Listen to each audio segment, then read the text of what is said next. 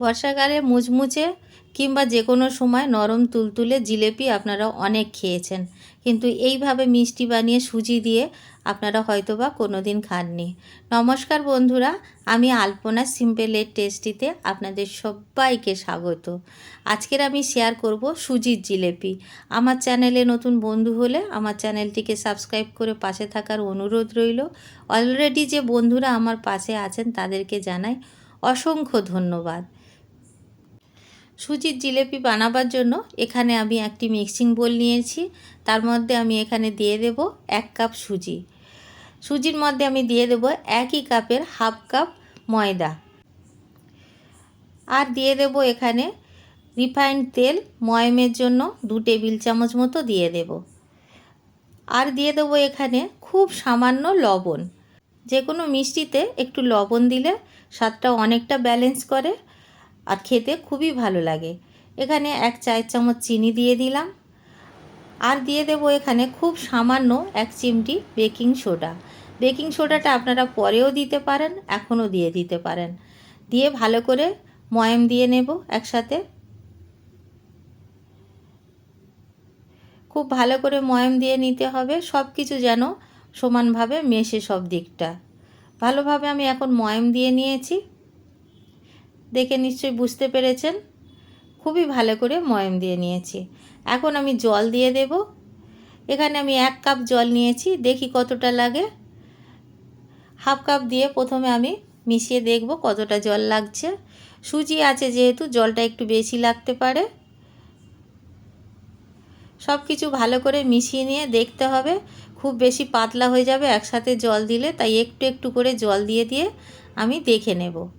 এইভাবে আমি 3/4 কাপ জল দিয়ে দিলাম আর দিয়ে ভালো করে মিশিয়ে নিচ্ছি। মিষ্টি আপনারা নানানভাবে করে খেয়েছেন, কিন্তু এত সহজ মিষ্টি আপনারা হয়তো কখনো করে খাননি। এতটা সহজ যে আপনারা রোজ খেতে চাইবেন এইরকম বানিয়ে।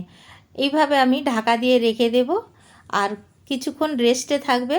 রেস্টের টাইম আমি বলছি না, এই জন্য 10 মিনিটও রাখতে পারেন, 15 মিনিটও রাখতে পারেন। আমি রাখবো যতক্ষণ আমি এখানে চিনি শিরা বানিয়ে নেব। একটা সসপ্যানের মধ্যে 2 কাপ জল দিয়ে দিয়েছি আর একই কাপের 1 কাপ চিনি দিয়ে দেব। এখন আমি এখানে একটা শিরা বানিয়ে নেব। তার জন্য এখানে আমি দিয়ে দেব 1 চিমটি মতো এলাচের গুঁড়ো দিয়েছি, গোটা এলাচ থাকলেও ফাটিয়ে দিতে পারেন। আর এইভাবে ভালো করে নাড়াচাড়া করে করে চিনিটা খুব ভালো করে গলিয়ে নেব। খুব বেশি ঘন শিরা তৈরি করব না, একটু চিটচিটে ভাব এলেই কিন্তু নামিয়ে নেব। আমি এখানে ফুড কালার অ্যাড করেছি। ফুড কালার একেবারে অপশনাল, আপনাদের ইচ্ছা করলে দেবেন, না ইচ্ছা করলে নাও দিতে পারেন। না দেওয়াটাই বেশি ভালো আমার মতে, একটু দেখতে ভালো হবে সেজন্য দিয়েছি। নামিয়ে রেখে এখন আমি যে মিশ্রণটা রেখেছিলাম মিশ্রণটা দেখে নেব কতটা ঘন হয়ে গেছে আরও, বা কতটা টাইট হয়ে গেছে। দেখুন সুজি ছিল সেজন্য ফুলে একদম সব জলটা শুষে নিয়েছে। এখন আমি একটুখানি জল আরও দেব, দিয়ে ভালো করে আরও ব্যাটারটাকে নরম করে নেব। খুব ভালো করে নরম করতে হবে আর একেবারে মসৃণ একটা ব্যাটার তৈরি করতে হবে। এই ব্যাটারটা তৈরি করতে কিন্তু 7 থেকে 10 মিনিট সময় লাগবে, সেজন্য একটু সময় নিয়ে খুব ভালো করে মিশ্রণটাকে মেশাতে হবে বা ফেটাতে হবে। আমি ফেটিয়েও নেব। 4-5 মিনিট ধরে শুধু ফেটাতে হবে, তবেই ঠিকমতো মিশ্রণটা রেডি হবে। এইভাবে ফেটিয়ে নিতে হবে। যত ভালো ফেটানো হবে তত ভালো সুন্দর মিষ্টি তৈরি হবে আর মিষ্টি বানাতেও সুবিধা লাগবে। আর দেখুন আমি ব্যাটারটা রেডি করে নিয়েছি। এখানে আমি একটি পাত্রের ওপরে একটা প্লাস্টিক এইভাবে পেতে দিচ্ছি। এটা চিনির প্যাকেট ছিল, আর আপনারা দুধের প্যাকেটও নিতে পারেন, বা নুন বা আটা ময়দা এইসবের প্যাকেটও নিতে পারেন, বা আপনাদের কাছে যদি পাইপিং ব্যাগ থাকে সে তো আরও ভালো, তাতে করে নিতে পারেন। এইভাবে সব প্যাকেটের মধ্যে মিশ্রণটা নিয়ে নেব। পুরোটা আমি একসাথে নিয়ে নেব। যতটা আমি মিশ্রণ রেডি করেছি আমার মনে হয় একসাথে চলে যাবে। পাইপিং ব্যাগে খুবই সুন্দর হয়, খুবই সুবিধা হয়, সেটা ঠিকই, কিন্তু সবার বাড়িতে থাকে না। সেজন্য আমি এইভাবে প্লাস্টিকের মধ্যে দিয়ে করে আপনাদের দেখাবো যে কিভাবে এই মিষ্টিটা রেডি করা যায়। এইভাবে নিয়ে একটা রাবার ব্যান্ড দিয়ে আটকে দিয়েছি যাতে খুলে না যায় বারবার, আর একটা কাঁচি দিয়ে এইভাবে যতটা সম্ভব ছোট করে কেটে নিতে হবে। আমরা যখন মিষ্টি বানাবো তখন কিন্তু মিষ্টি বানাতে বানাতে প্যাকেটের যে ছিদ্রটা বানাবো সেটা কিন্তু বেড়ে যায়, সেজন্য একটু ছোট করে করে নিতে হবে। এখন আমি এখানে গ্যাস জ্বালিয়ে তেলটা আগের থেকে গরম হতে দিয়েছি।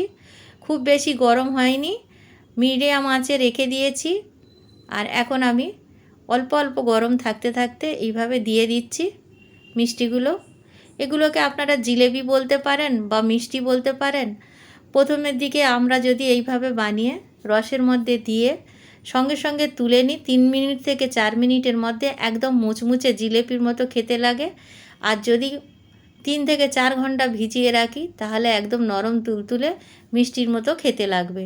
তাই দুভাবেই খাওয়া যায়, আপনাদের যেমন ইচ্ছা সেইভাবে খেতে পারবেন। আর জিলেবিগুলো দেখুন বানানো কত সহজ, জিলেবি বলেন বা মিষ্টি বলেন। এইভাবে প্রথমে আমি ছোট ছোট করে একটা ব্যাচ বানিয়ে নেব।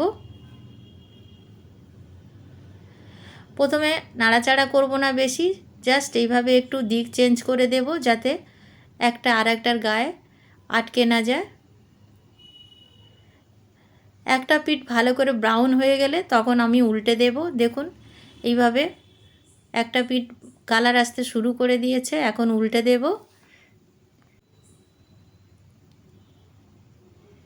দেখতেও কত সুন্দর লাগছে আর কালারটাও খুব সুন্দর আসছে। এইভাবে উল্টে পাল্টে সুন্দরভাবে গোল্ডেন ব্রাউন করে ভেজে নেব। সুন্দর রং এসে গেছে, এখন আমি তেল থেকে তুলে নেব। আর বন্ধুরা তেলটা কিন্তু খুব বেশি দেওয়া যাবে না, একেবারে কম তেল দিয়ে ভাজতে হবে। যেমন জিলেপির হাইট ওইভাবেই কিন্তু তেল দিতে হবে, বেশি তেল দেওয়া যাবে না। এখন আমি শিরার মধ্যে দিয়ে দিলাম, চিনি শিরাটা একটু একটু গরম আছে তার মধ্যে দিয়ে দিলাম। আর এখন আমি বড় করে আপনাদের একটু জিলেপিগুলো বানিয়ে দেখাচ্ছি যে কেমন দেখতে হয়। এইভাবে আমি বানিয়ে নিচ্ছি। দেখুন একটা আরেকটার সঙ্গে সেটে যাচ্ছে, এইভাবে সেটে গেলে একটু আলাদা করে দিতে হবে, তা নইলে পরে অসুবিধা হবে। আর একটা সাইড করে দেব, এই দুটো জিলেপিকে দিয়ে তার পাশে আর একটা দিয়ে দেব। আমাদের ব্যাটার শেষ হয়ে যাচ্ছে, এখন আর বেশি ব্যাটার নেই, তাই বেশি জিলেপি করা যাবে না, এতটুকুই হবে।